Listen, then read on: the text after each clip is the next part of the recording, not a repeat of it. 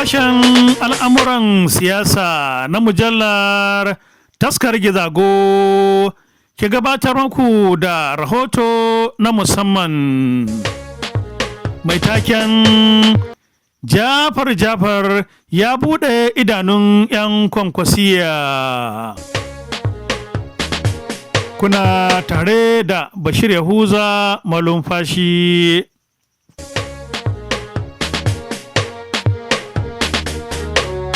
Fitaccen ɗan jarida kuma mawallafin jaridar Daily Nigerian Online, Jafar ya gabatar da wani tsokaci mai ban mamaki a shafinsa na Facebook dangane da matakin da jam'iyyar NDC a jihar Kano ta ɗauka, inda ta ayyana Mustapha Rabi'u Musa Kwankwaso a matsayin wanda zai zama mataimaki ga ɗan takarar gwamna a jihar ta Kano.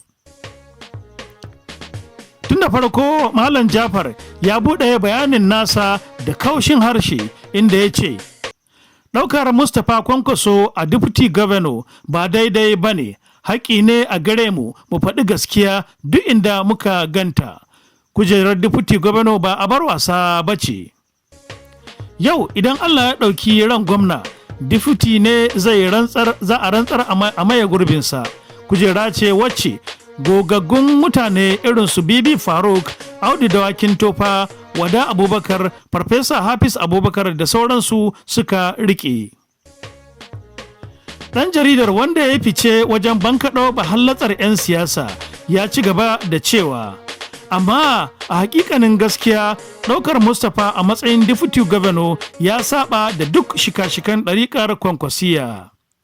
Ni a karan kaina Mustapha yana mutunta ni, kuma ko a yanzu nan da nake wannan rubutu naga ya kira ni a waya. Idan maslahata zan duba ba ni da matsala da shi, amma akan abin da ya shafi al'umma ina da matsala da shi. Da yake magana game da halayen Mustapha Kwankwaso, Jafar ya bayyana cewa ba wai ina so na aibata Mustapha bane, amma duk wanda ya san Mustapha ya san bai cancanci wannan kujera mai girma ba.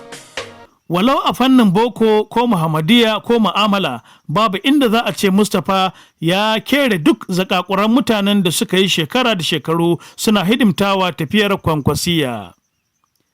Ya ci gaba da cewa ko shi kansa oga a duk harkokin da yake yi na sana'a, ban ga ɗaya da Mustapha ne ke kula da ita ba. Ko manajan gona bai bashi ba, amma kuma yau a ɗora shi a gwadaben da zai manajin dukiya da rayukan miliyoyin al'umma.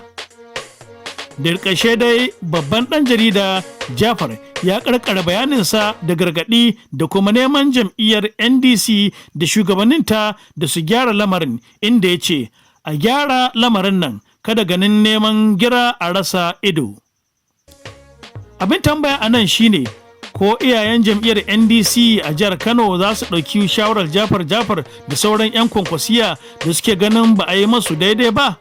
Lokaci ne kawai zai nuna. Jama'a masu karatu ko masu sauraron wannan rahoto, shin yaya kuke ganin wannan lamari? Menene ra'ayinku?